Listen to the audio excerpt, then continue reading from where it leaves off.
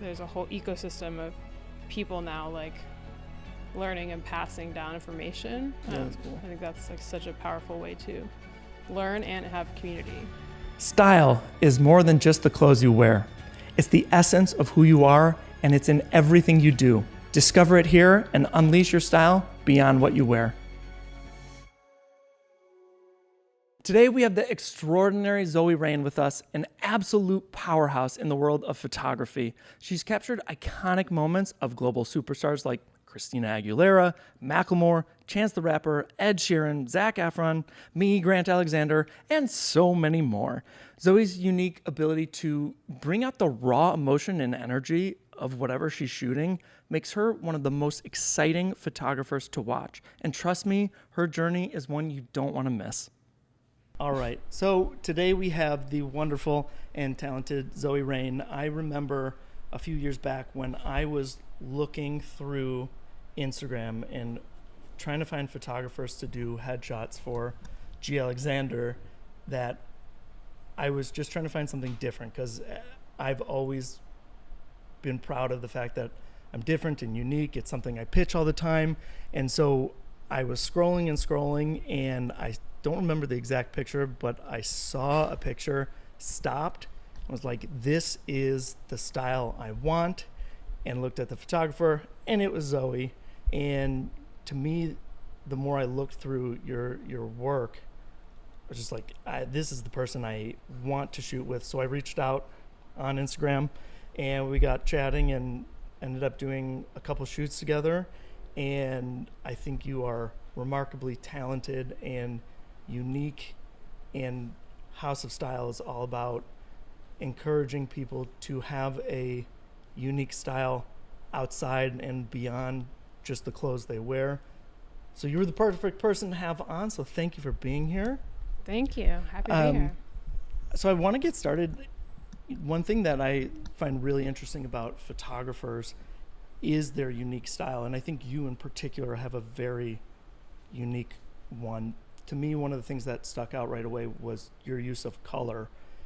And I don't know what that's, I feel like I've heard the term color grading. I don't know if that's anything to do with it, but color and just the way you shoot was so interesting. How did your style as a photographer develop? Great question. Yeah, I think it's funny because I do look at my work, and I color is such a like strong piece that I like to push and have really be bold. And like at my house, like, and what I wear is like black and white. Like I don't wear color. Like I'm very monotone. So it's funny that it shows up in the work. I'm not sure. Okay, Kush, is this the time we need to do this? Absolutely. Can we stop? Okay. Sorry, I'm so distracted as she's doing that. So she can do her thing this whole entire time. I know. Can you not kick me? You don't have to worry about her. We love dogs. Big dog fans. I don't know that she'd get along with my 9.5 pound mini poodle, but he's a great guy. Who knows? Cute. Okay, so color, style, developing. Yeah. I'm not sure how it developed. I started out shooting a lot of live music and really gravitated towards the lighting setup and like the contrast of it all, and the bright use of like blues and pinks. So that's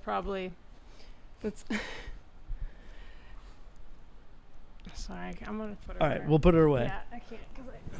We'll take a 10-second break. We do love you, and you're adorable in the sweatshirt. Perfect. Okay. Do you want to like redo that question, maybe? No, like we can continue. So you're talking. Do you feel like you want do you? that question? This is. I don't know where we cut or what it. You started with live music. Yeah. And okay, so I guess a follow up I was going to ask was live music how did you get into live music? I'm always wondering how people get that.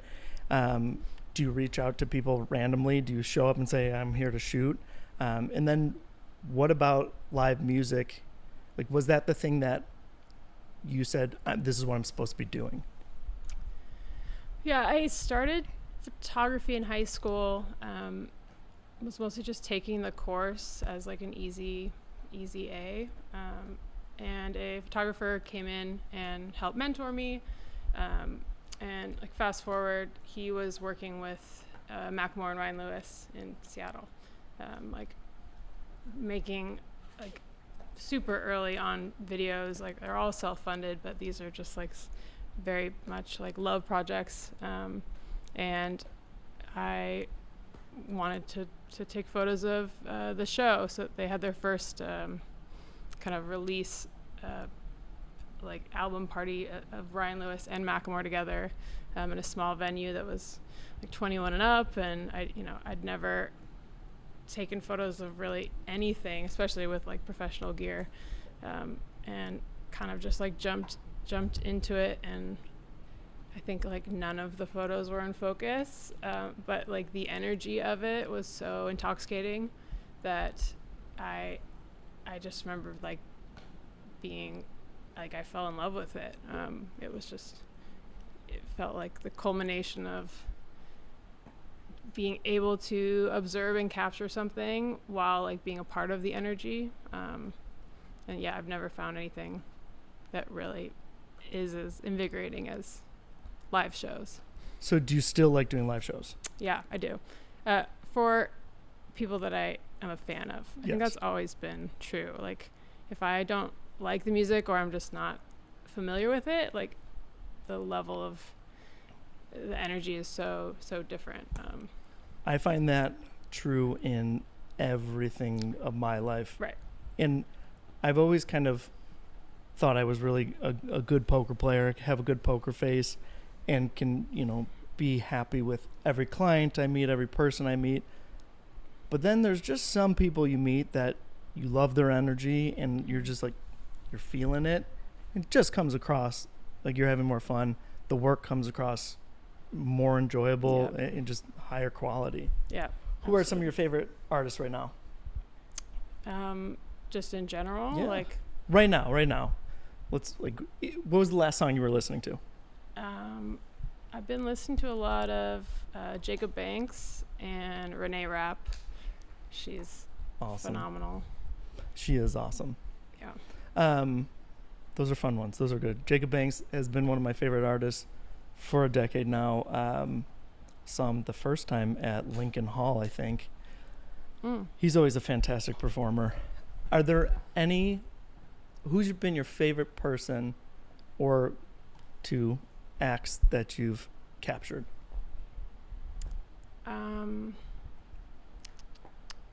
It doesn't have to be people. We can call it acts so that they don't feel bad after they hear this. Oh, yeah. I mean, I don't know. I think it's like cliche to say, but my favorite artist to date to photograph live has been Macklemore. I've like never seen the amount of like costume changes, like production value, like I mean, I've probably seen that. I mean, he has different shows, but in a tour season, I probably watched that show 100 times at least. And like, I still enjoy it, and there's some artists where I'm kind of like checking my watch, like, holy shit, how you have an hour and a half of songs. But like, I was always so entranced by it. That's cool. Mm-hmm. So then you take your step away or, going past live music, you start doing photo shoots. Did you stick with artists you knew? Like, how did you grow your business? Because, you become an entrepreneur then. You've been doing your own thing for a while. It's like, how did you grow your business as an entrepreneur? I had a lot of help just with the publicity of being on that tour.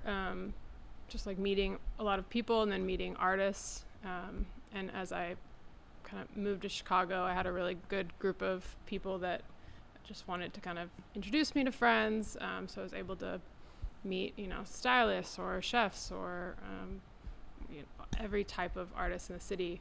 And I think at the time I took whatever job was going to pay money, and then for personal projects I was just reaching out to people that were doing cool stuff, and like it's really great to be a photographer because I have the ability to give a gift to anyone, really. Like I always can offer photos, so it's a really great in just for, it's not like, oh, I just want to pick your brain, or like, Right. It's nice to be able to have some sort of exchange. That is nice.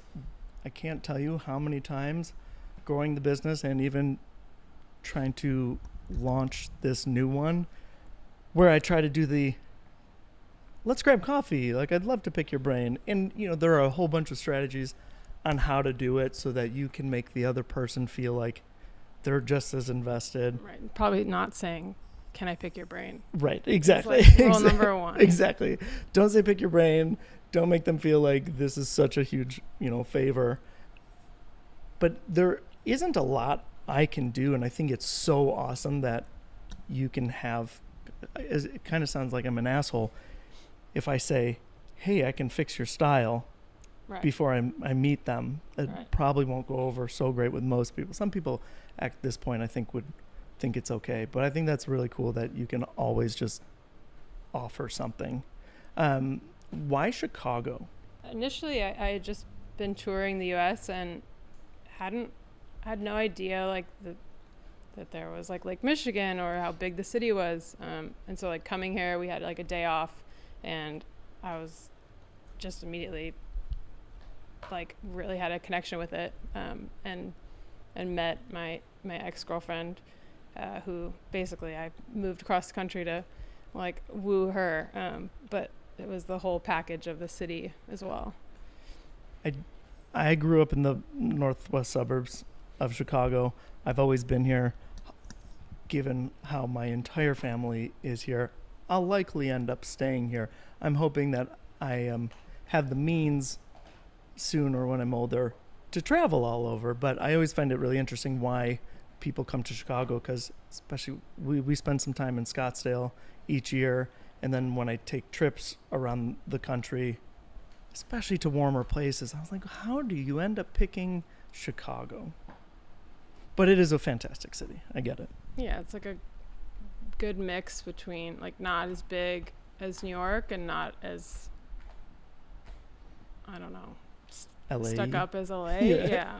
But you're still doing work in LA. You're still trying to do work in LA. So what is that like for you? Is that something that is out of necessity to like keep yourself in the game, or is it something you want to be doing?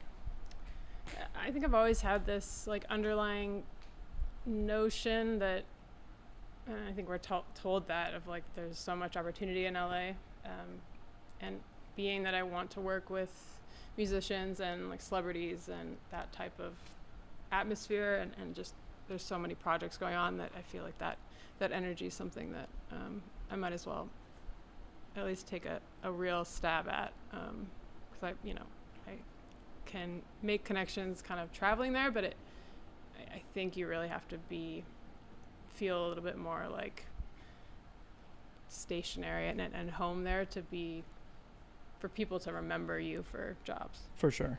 I've reached out, and like my team's reached out to people in LA, and it's always like, oh, you're not LA based, and it's end of conversation right away. Yeah. No matter how bad their stylist might be, it's still Chicago. Nah. Right. Well, there's so many people there already. It's like the energy to branch any wider, you don't need to. Right. Yeah. I'm very much on the once my name starts getting out there more and more, then those people will be like, oh, we'd love to have you style. Right. Yeah.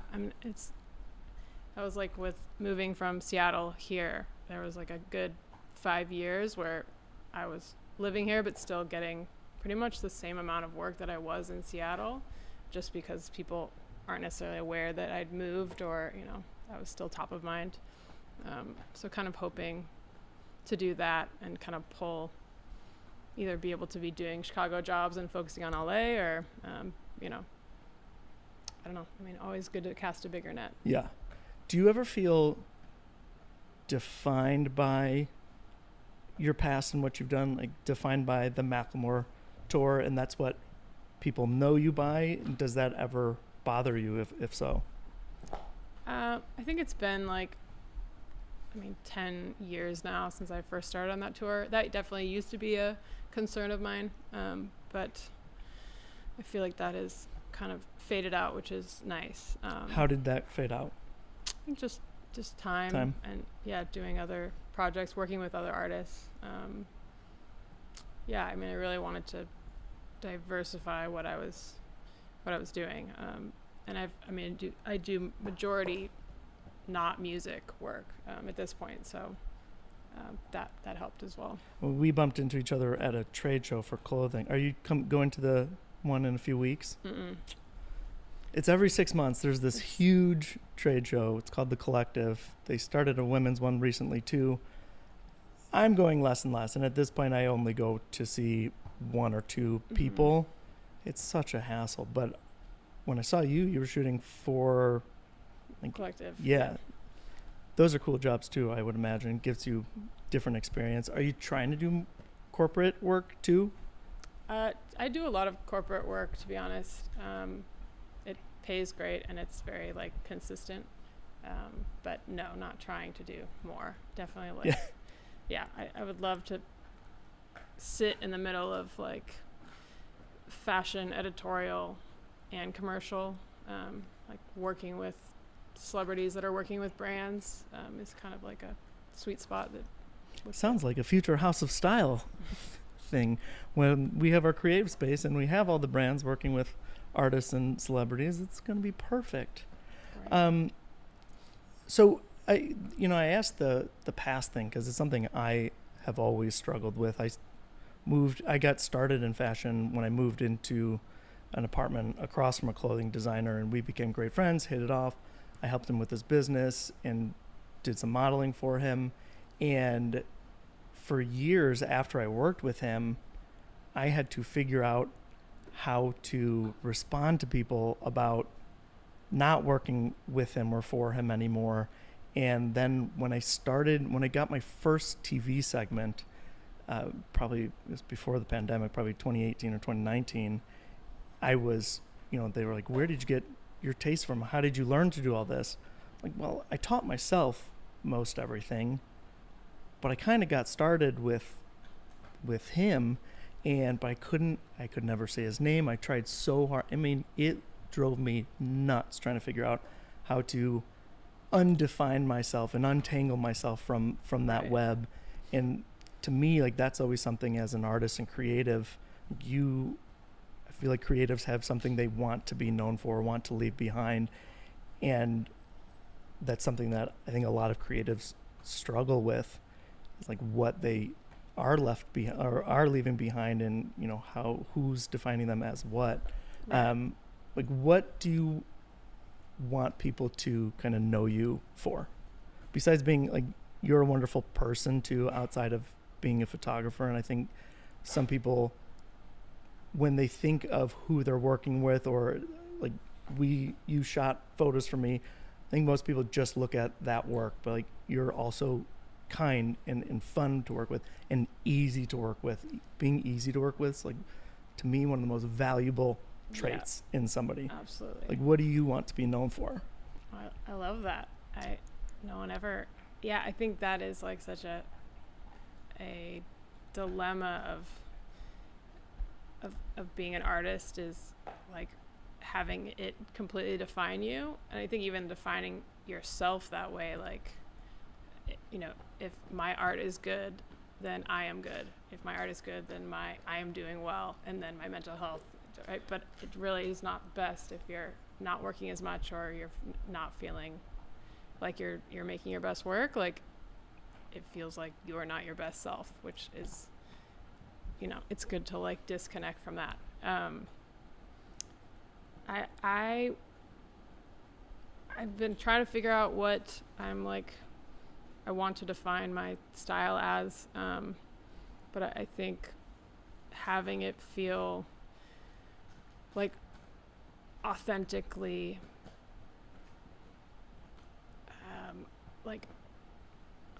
I don't remember how I defined it before, but Rainy, right.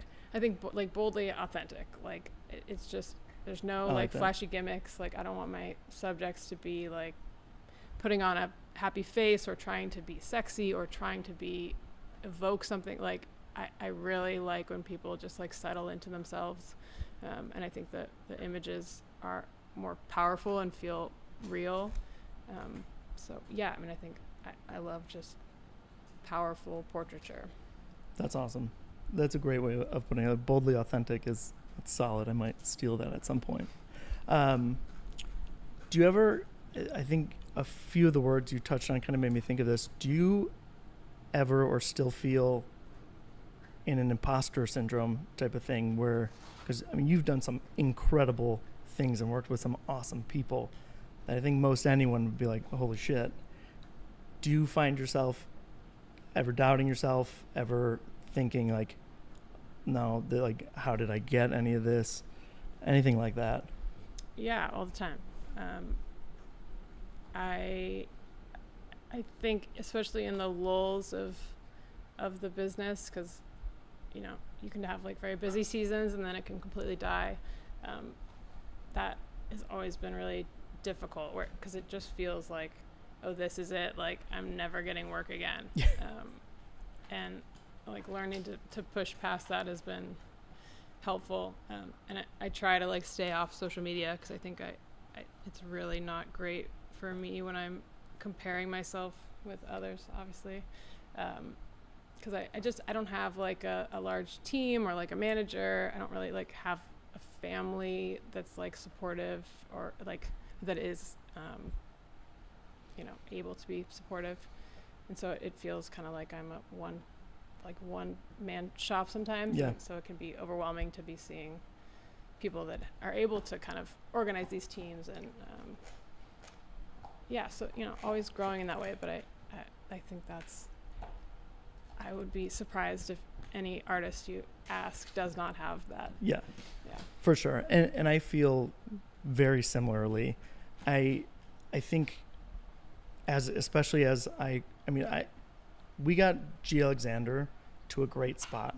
We were working with awesome clients, the level at which we want to be at. We're bringing in solid revenue. And then I kind of say, we're going to stop all of that at the peak of its success to start this new venture that people are going to think I'm absolutely crazy for even trying, and everyone's going to question why I'm doing it and why I'm stopping the thing that is successful and bringing money to do something bigger, never done before. And my gosh, trying to go into whether it's investor meetings, even telling people about the idea for the first time, I still find myself questioning, did I make the right choice? Did I not? Because we're not bringing in the same. I've stopped working with new clients. And so when you cut out all revenue, it's pretty much been a year of some old clients coming through once in a while, but just the biggest lull that I'm sitting here like, oh my gosh, we just need to get that first. We have some investors that are interested and are willing to give a chunk of the money we need. If we have somebody that will cover, so we're trying to raise 40 million pre-revenue. So before we make $1, we need at least 40 million to get going, which is ridiculous. And it's not a normal thing. It's not something you can go to VCs and say, hey, I need 40 million. They'll all just line up and say like, here's 5 to 10.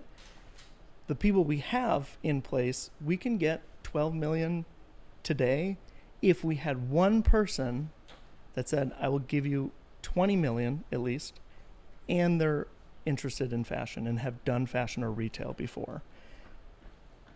And all the no's lead you to come up with better and better ideas, which is to me like the most important part of imposter syndrome and kind of doubting yourself or where things are going. I know that when this happens, it's going to absolutely change the way people shop and how businesses do business. But the road to getting there is going to be very long and with plenty of ups and downs, and I think each no is just a way to look at something differently and say like, hey, I can do this differently. I come up with this different idea. Or back to the point of not saying, hey, can I pick your brain? It's just rewording every email and just honing in on what will land that one person that will say yes. Right. I mean, yeah, failure is very helpful, but doesn't necessarily feel the best in the moment, but it's necessary. Has there been a time where you're like, oh, I completely failed that one? Oh, yeah, for sure.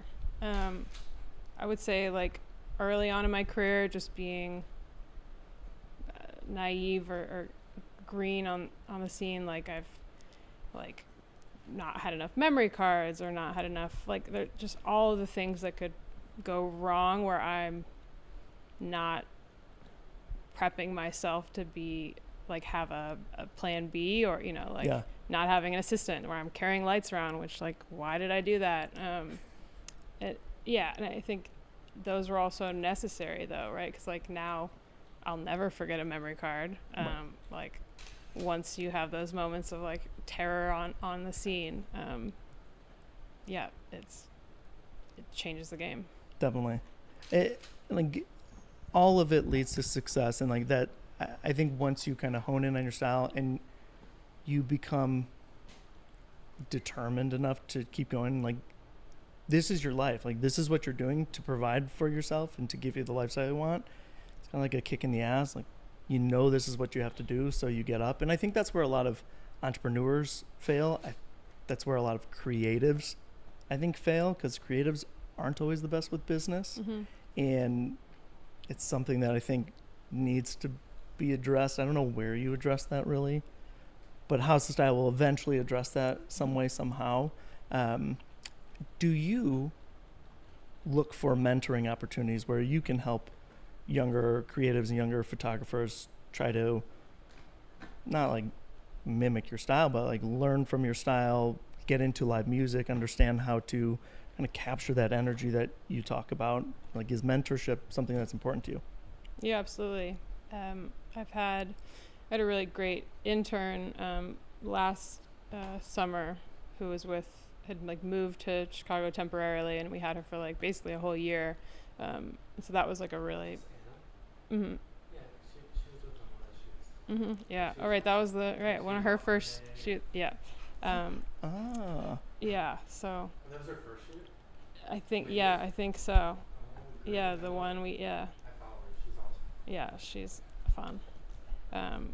But yeah, that was such a great way to not only, like, have her learn from me, but I have two, like, great. Three now, I guess, like, studio mates that these guys have been, you know my gear, and then we've been on a bunch of shoots. And so, like, to be able to see them showing her how things worked felt, like, so gratifying, because it was just, like, there's a whole ecosystem of people now, like, learning and passing down information. Yeah, that's cool. I think that's, like, such a powerful way to learn and have community. That's good. Community, I think, is something that I don't know if I lack is definitely the right word, but I have always felt pretty siloed and alone as an entrepreneur. And even, like, just as recently as last week, there were a couple moments, and, like, Naya does so many things. She does social media, she helps with styling, she makes sure most of the time I have my sanity remotely in check. Mm-hmm. And, like, Mike does so much for the company, and, like, I have people to do everything, but being alone, I think, is definitely a part of it. I wish I had a studio space. It's kind of one of the ideas with House of Style, is to just have something for everybody. If I have a space that we can have artists come in to make something that influencers can use, that photographers and videographers can capture, and stylists and people like me get to be a part of, that will have this amazing community while also making a bunch of money. But that being alone aspect is definitely, like, one of the hardest things for me in entrepreneurship, and always, I think, been the thing that I've fought against. So I would imagine, like, mentorship is a pretty cool way kind of around that. Yeah, absolutely. Yeah, I mean, I think inherent with, I mean, I can't imagine with styling, but I think very similarly, like being a musician, like there's way more, you are collaborating, you can have like, combine music and create something together, where there's not necessarily that way to do like one person's got to take the picture, so like you can't do that, and similarly, like I don't know how you, like, if you're able to do collabs with stylists, but yeah, there's not a lot of opportunity to connect in a way other than with the people that you're working with, which like I see my friends when I'm on set. I think, at least I'm sure there are stylists that work together. I don't know if my ego would prevent me from it or not. I think most stylists think they would come up with the best outfit or the best look. That's a great question. I wonder if it would work. Generally, like when I look, I also don't go on social media much. Naya can attest to that. When I do see things, I regularly am like, why would somebody hire that stylist? I'm like, how does that look make any sense for them? Right. Yeah, that can be frustrating. Sure. So frustrating. Yeah. I've mostly gotten over that because I never was trying to be a celebrity stylist, and that was never something I wanted to get into. I mean, even some of the most famous celebrity stylists talk about how terrible of an industry that is to be in, because you're not treated well, you don't get paid very well, and people are always trying to work around you. So that was never something I wanted to do or worry about. But yeah, I don't know if I'd be able to work with another stylist or not. Yeah. Mentoring other stylists, absolutely. Right. Then it becomes the self battle of, why should people listen to me? It's like starting this podcast. Doing this podcast, many mixed feelings on it. I love talking, and I love talking with interesting people. And to me, like, their stories are fascinating. But when I do shows where it's just going to be me, I'm sitting there like, why should people be listening to me? And then I'll turn around and be like, I am the best stylist around. Everybody should listen to me. Always a constant internal battle. Yeah. Do you ever struggle with burnout or just a lack of, not creativity, but like a lack of a creative spark, like for something new? Yeah. I mean, I just went through like insane burnout, basically like through COVID up until now. So it's been really nice to like feel like inspired to do things again and create. So yeah, I totally get that. And it's hard, like when you're in it, because everyone says like this too shall pass. But in the moment, it feels like is this going to be forever? Or like, what did burnout look like for you? Because you're still shooting, or at least for, how do you do those things and keep it going? Because you have to pay the bills, you have to do those things, but keep it at least true enough to yourself where it's not like you're turning something in that you're not proud of at all. Or were there times like that? I think it was just a lot of the jobs that come in naturally without me putting in the work to be networking or meeting people or looking for jobs. Like those opportunities keep the lights on and can pay really well, but aren't necessarily like what I'm looking to be doing. Right. And I enjoy most things. Like the only thing I really don't like taking photos of is children. And so if I can just be a fly on the wall and shoot events or whatever that's not so glamorous, I can do that and be burnt out and still feel proud about the work. But I just like doing personal work just had no, it felt overwhelming. And so I think I don't do well when it feels overwhelming. So I just kind of had to sit it out and like get into other hobbies. Yeah. What other hobbies? The plants was definitely you have some great plants. One. Yeah. Plants. I got into like resin art, sewing for a bit. aquariums, anything. All fun things. New pets, anything to distract myself. Yeah. Yeah. Naya's big on new pet every week. Naya's like, oh, I Right. think I might get this. Think I Right. might get this. Hey, sad, get a parakeet. Yeah. I don't know. Yeah. There you go. That's great. Okay, so describe your perfect. You said you kind of want to be at the intersection of like fashion and celebrity. What would be your like a dream shoot right now? I wish I remembered the photographer's name, but they did a really great job of doing personal shoots, but eventually their whole portfolio was these like lifestyle-esque images that are, yes, they're produced and well curated, and I'm thinking like a Vans ad where it's like 4 cool, diverse people in a like on a road trip or something, right? So you like let's actually go have the road trip. Let's actually like make s'nores. I'm just gonna have a camera. I'm gonna document it in like the way that I do, and maybe incorporate like more kind of stage portraiture within it to create like a piece and a editorial story. I think that would be really fun. Have you reached out to Vans and pitched that? Because like that sounds like, to me, if Vans' marketing person heard that and didn't want to go with that, like you're an idiot sort of thing. Right. Have you done that? No, have you considered doing that?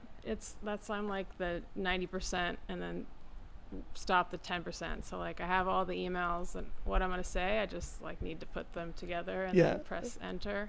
But I think now that I'm not so burnt out, that's kind of the next step. I recently was talking with somebody, and especially with House of Style and everything I have going on, getting it running, and at the same time as doing all the admin work for G. Alexander and still placing some designing orders here and there. Just with everything, I've been completely overwhelmed with emails and reaching out to people, which is kind of entirely what I need to be doing right now. And someone said, why don't you just hire a VA and get a virtual assistant? I was like, because it's money. And they're like, if you think about it and break down how much time you're actually losing. Right. And I did a lot of the math. I was like, oh my gosh, this actually seems so worth it. VA is the answer. Cool. I'll talk to you about that. My therapist keeps saying that as well. And I don't really understand how it works. Like, but I love I didn't either. And then, so I interviewed a couple on Upwork, and then I met with a company that essentially like they loan you one of theirs. They train VAs, and then you don't have to put them on your payroll. It's like you pay this company and they'll give you a rock star VA that's completely trained and ready to go. Great. I was like, this kind of sounds really awesome. Yeah. I just had this meeting, so I still have to like follow up and do it. Okay. But when I finished that meeting, I don't remember the last time I was so excited from a meeting. That's great. Yeah. So I highly suggest that, because literally I think if you pitch Vans on that, they'd be like, yeah, sure, name the price. Right. I love it. Yeah. All right. So that's your homework. VA and Vans. VA's part of Vans. Look at that. Yeah. 2 letters there. Yeah, exactly. Okay, we're going to switch gears for something fun. And I have this box of a bunch of random fun things. And originally I was going to start off with Mad Libs, and we're going to get there because I think Mad Libs is just fantastic. I haven't done them in quite some time, but they're amazing. But then I came across this book, thank you Amazon recommendations, Would You Rather? And they're mostly clean so far for what I've read. It's laugh out loud game for camping, road trips, and vacation travel. And what I've learned reading these to a few people is that you can actually learn a decent amount about people from Would You Rathers. Great. Let's do it. Would you rather ride in a car with someone who keeps sneezing or coughing? Sneezing. Why? It's like a less abrasive sound. Like, unless, I would need like a sneezing into the elbow, not like aggressively sneezing into the abyss like that. What if somebody was covering their cough the same way. Yeah, I feel like think less germs get out with coughing. at this point, I think the germs aren't even my issue. I'm just like, Just the sound. yeah. All right, that's fair. Would you rather go on a road trip without any snacks or drinks? Without drinks, I could do. Wouldn't you get thirsty? I mean, if you eat the snacks, you immediately get thirsty. Yeah, I guess I'm not a big like water drinker, which is bad, but mostly because my girlfriend would be drinking water and then we'd have to pee Stop. every 10 minutes. That's a good way of looking at it, is less bathroom breaks. Yeah. All right, I would agree with that one. Originally, I was on the other side, but I've come over. Ooh, this is a good one. Would you rather drive with someone who smells bad or never stops talking?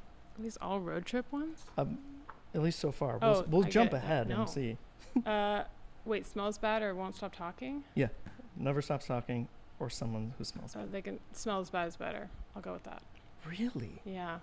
If I'm like, Ooh. if I need quiet time, I need quiet time. I mean, if they're like fun to talk to, it depends on the person. I guess it depends on the person. Yeah. I am a big, I don't think this is the right term, but olfactory person. Smells bother me. Like one of my jobs when I first got into fashion, and I was working it was 155 North Michigan. The last 3 months they put in a Garrett's popcorn, and I think everybody when they walk by a Garrett's, they're like, oh, this smells amazing. I love Garrett's. Garrett's makes me want to vomit at this point, and I love the popcorn. It's nothing to do with the popcorn. Yeah. But the scent from the kitchen went up through the elevator. So when you got on that elevator and we opened the hallway to the office, Oh no. it was the most, I mean, I wanted to vomit every single day. And I think that was the start. Now, like, if it's really hot and humid on a day, and I can pick up someone's cologne or perfume from a mile away and be like, why are you wearing so much cologne? So when somebody smells bad, like if it's an Uber driver or something, like I started doing minimally Uber Comfort, but usually Uber Black, just to guarantee that the driver doesn't smell. Oh, does it guarantee that? That's Comfort's like, I'd say 90% of the time you're still good. There will be that one time that's not so good. Black, you'll never have somebody that smells bad. good to know. But then you're spending twice as much. Right. I feel like since I can like get used to them, right? Like at first it's, if you're in it, you just kind of, it just becomes I guess. natural. But I yeah, guess. I feel you. And if I guess if it's a 10-minute Uber, 20-minute Uber, Right. probably different than a road trip. Yes. Here's a pet one. Okay. So this should be easy. Would you rather keep a fox as a pet or an otter? Oh, otter all day. Otter, they're so cute. Yeah, That's not a good one. I mean, foxes are great, but They're cute, but otters are yeah. literally the most adorable. Would you rather raise farm animals or exotic animals? I think I know this one. Oh, I mean, I think just because the exotic animal trade is not very nice, so farm animals. All right. Would you rather cuddle with a koala or a sloth? Sloth did that last weekend. Real last weekend? Yeah. Where at? There was like at a parrot shop. It was lots of, I'd never seen that many parrots in my life, but they had like an outdoor festival and people brought The Parrot Fest? Yeah. Is it in Chicago? Yeah, it was amazing. Chicago Parrot Fest? Yeah, it was like a TikTok bird that I follow that posted they're going to be there. So it was lots of crazy. There were bats. Got to pet the sloth. Albino skunk. Weird stuff. Albino skunk. That's an interesting one. Mm-hmm. I think I'd be confused if I saw that. Yeah, I was like, how did you get this one, and how does it pet? Like, did you breed albino as a pet, or Right. you just someone caught a white one and then took it as a pet? Right. I don't know. That's a great It's question. impressive, by the way. We'll need to be on the watch for Parrot Fest next year. Yeah, what it's Parrot. I think Parrot Talk is the shop. Yeah, it was interesting. Sloths are very cute. Don't they have sharp talons? Are they talons or are they claws? I think they're they're like talons. feel like talons is usually birds. I should know this because of my whole love for Oh, birding yeah, now. But I guess what are you? It's like the bear. I guess claws. Right? yeah, claws. Yeah, no, they're gnarly, but they go so slow they can't really. Yeah. Like a slow. Yeah, there's not much like. High five. Right. That works. All right, that was some good Would You Rather. It was our first go at Would You Rather. That's great. When was the last time you did Mad Libs? Yeah, it's been a long time. 3rd grade? Sounds about right. Probably. I don't necessarily remember all the rules. But we're going to... here, we'll let you pick the subject. Okay. History of a famous invention. How to date the coolest guy/girl in school. Oh, that one. All right. Let's go for it. More Father Goose rhymes. That could be an interesting one, too. All right, I got to find this one. There we are. All right. Gosh, I feel like this is almost like a quiz or a test in literature arts or like writing. Like plural noun. I need a plural noun, so remember subject. You're right. Subject, how to date the coolest guy/girl in school. Oh, gosh. Plural noun. Plural noun. So a thing, multiple things. Sloths. Adverb. You're going to kill me, Grant. Like, adverb, I know it's like a... It's like really, I What think grade it's is an adverb. this? I know, Is I know. like This is 8th advanced. grade It's ad like, libs? isn't it adverb? I think like really or especially. Isn't it a word like that? It's like before a verb that like boost the Uh-huh. Yeah, do whatever, one of those. really. Okay. Verb. Jump. Article of clothing. That's easy. Hat. Part of the body. Knee. That's a good one. Adjective. Saucy. Noun. Ferret. Plural noun.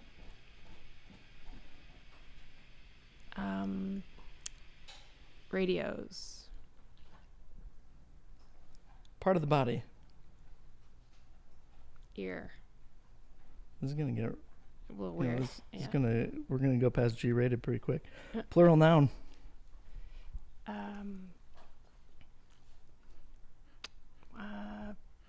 Books.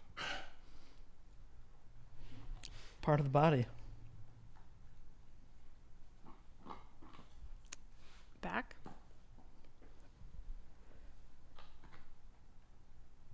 He or she. Just pick one. Yeah. She.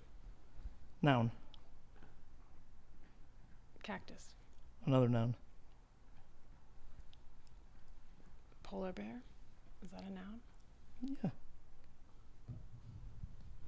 Verb ending in ing. Aren't all verbs ending in ing? Singing. Adjective, and verb. Squishy. Delicious. And eating. Eat.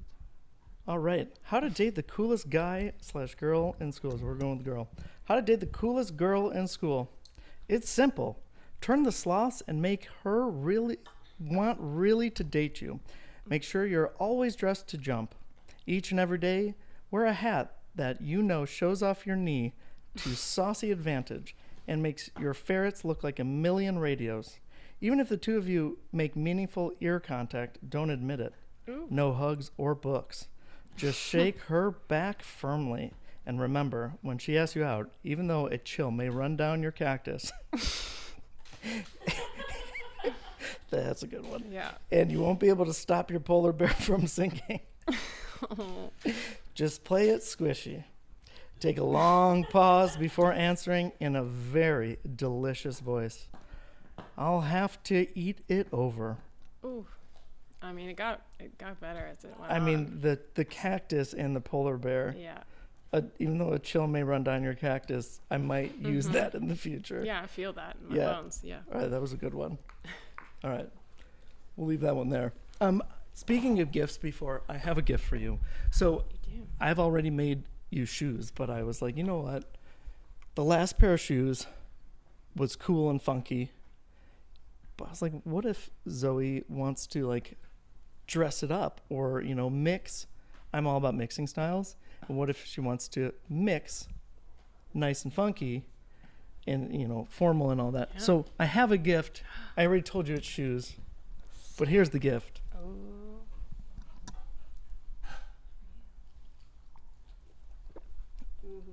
I felt like you can wear this Hell yeah. and you can rock this. So Sick. I love velvet loafers. To me, they're one of like the most fun things you can wear. Yeah. I have them in a million colors. And the black one, sure. Can you wear these with a tuxedo to something nice? Absolutely. That's what they're for normally. I wear them to grocery store. I'll wear them anytime because they're awesome. And I love when people question and say like, why are you wearing black velvet loafers, especially with the patent tassels on them? So I thought you can easily rock these, and I thought they were perfect for you. They're great. Thank you. You give the best gifts. Oh, that's great. I love gift giving. It's Like so, and like it works out because I know you like shoes. I know you like kind of this style, and I've already made a shoe for you. it's great. And there's not enough women's shoes that are, well, I want men's shoes in my size. Right. Yeah. That's always tough. Yeah. But we were talking about gifts, and I was like, yes, today I have one because I've already done this and I've worked with her before. That's great. I'm excited. I'm going to wear them today. And now at some point you'll have to do another shoot with me. But here's one way we can do it. I'll help style the Vans shoot. I mean, hell yeah. We'll get our joint or mutual VA. We can share a VA. That's perfect. And they'll just send emails for us. Perfect. And they'll reach out to Vans and we'll have that done. That's great. Awesome. So like for me, like everything is always going back to style. And where do you see your style evolving the next few years? I mean, like clothing style? Anything. Photography, business, entrepreneurship. To me, style is in everything. It's in the way you talk with people, the way you work with people. That all is a style. It's like, what is going to shift for you, especially like as you're coming out of this period where you were feeling burned out? What's your style going to be, whether it's photography, clothing, business? What's it going to be? Yeah, I think I've been like transitioning into like getting rid of a lot of things that I don't necessarily love, like especially in my closet, like really simplifying to quality made clothing and like classic pieces. And it's kind of, I've really enjoyed being like taking basically no colors in my closet anymore. And it's like everything matches because it's all black and white. And then I just get to play with shapes and textures, which is like the fun, you know, it like makes it fun and not so daunting. Right. You have to be like, can I mix brown and blue? Like, I don't fucking know, but I know I can mix black and black. And so I think that transcends into like a more mature sort of not formal, but definitely like clean and put together image. And I think doing the same thing and like cleaning house on, like I've always been very like wanting a clean website and, you know, streamlining that kind of design where it feels professional. But yeah, I think just there's a lot of work that I made 12 years ago that might need to like retire and like make space for more work, new work. Yeah. I always find it really interesting when musicians talk about like, so I've always loved punk. Like it's always kind of been one of my things. And there've been two artists that I've heard in the past couple of years, more recently, open up about their past. And one of my all-time favorite bands is Taking Back Sunday. Great. And like they open up, they hate singing some of that stuff that made them Taking Back Sunday. And that the people that really come out to see them like want to hear at the end of the day. Because 2 albums ago, it was not their best work, generally consensus. I agreed with that. They released an album recently that I actually thought was much closer to their old stuff, but very new. So I loved it, and I'm hoping that, they get jazzed and energized by it. And another one was Ben Howard, when he released Every Kingdom. One of the things that I thought was fascinating, Every Kingdom came out the same day as Ed Sheeran's, was that, I forgot which Ed Sheeran, but it was like the same exact day. And they had just completely different trajectories of career paths from that day.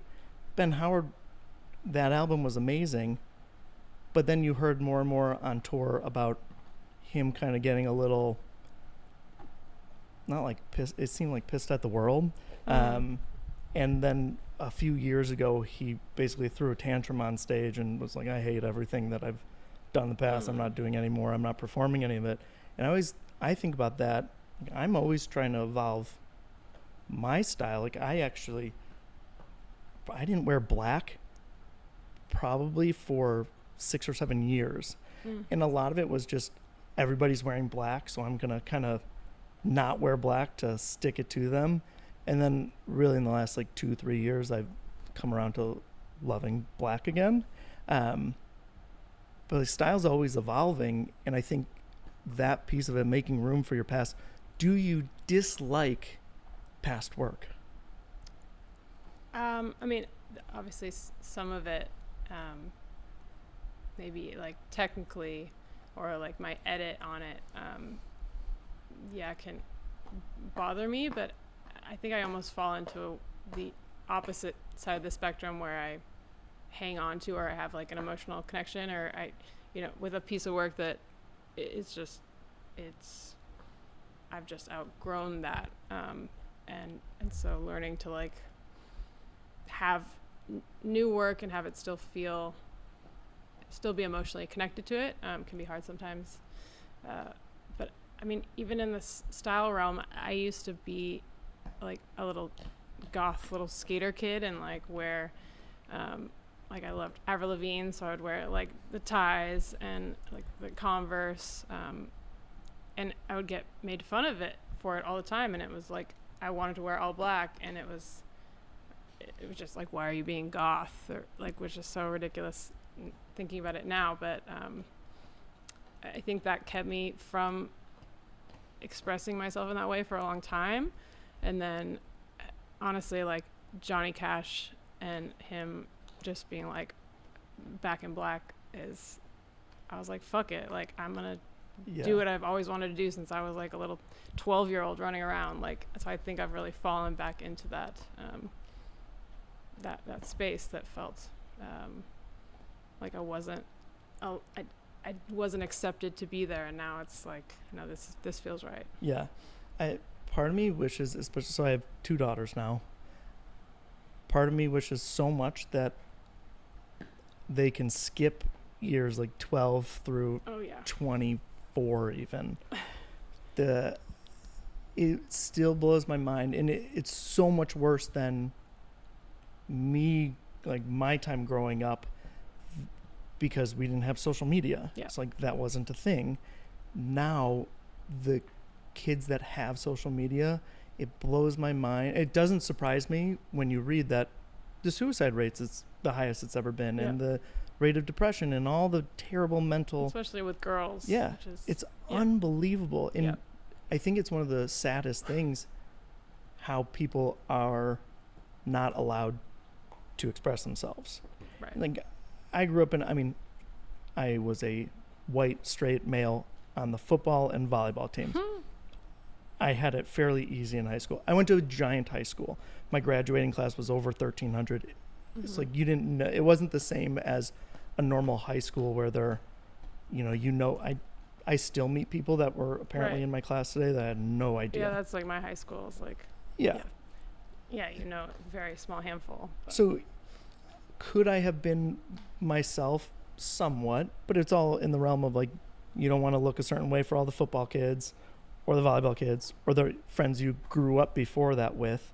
And I've always been my own person. As soon as I was done with school, I was very much my own person.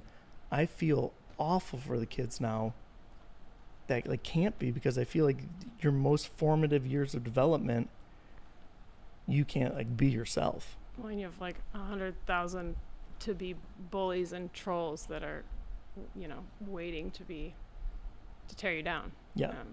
But I think we also have such a great, I don't even know what is it, Gen Zers or what's the next one? Like Naya, what's the next one after Gen Z?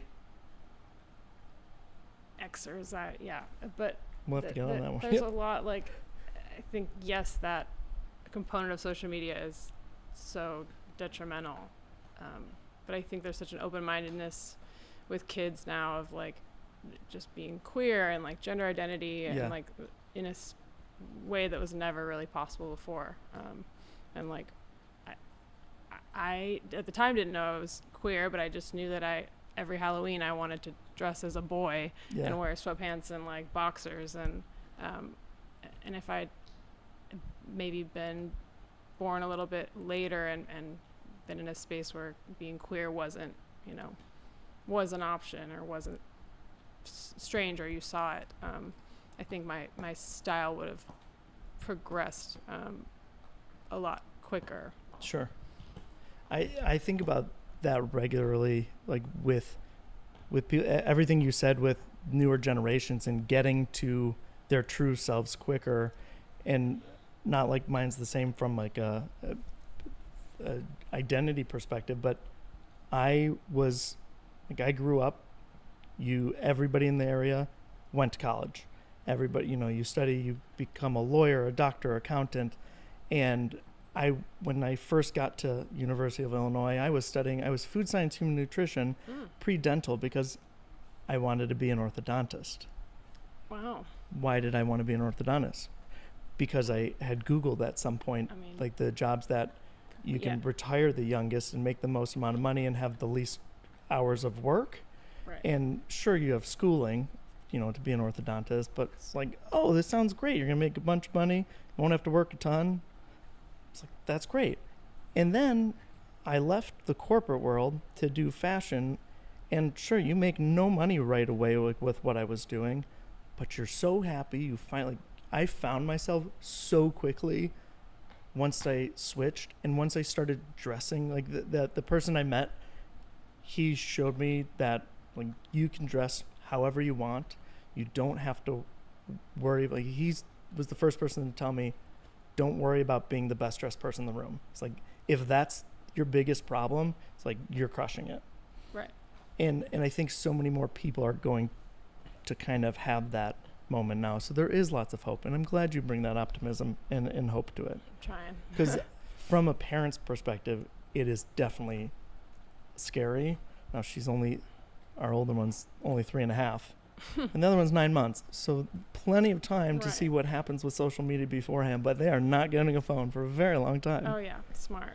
It's the easiest way. It's like, if I don't want to eat crap, don't keep crap in the house. Yep. If you don't want them on social media, don't give them any technology. Yeah, or get them a Razr flip phone. That shit's cool. Razr flip phones are never amazing. Went out of style. Never, ever. Yeah.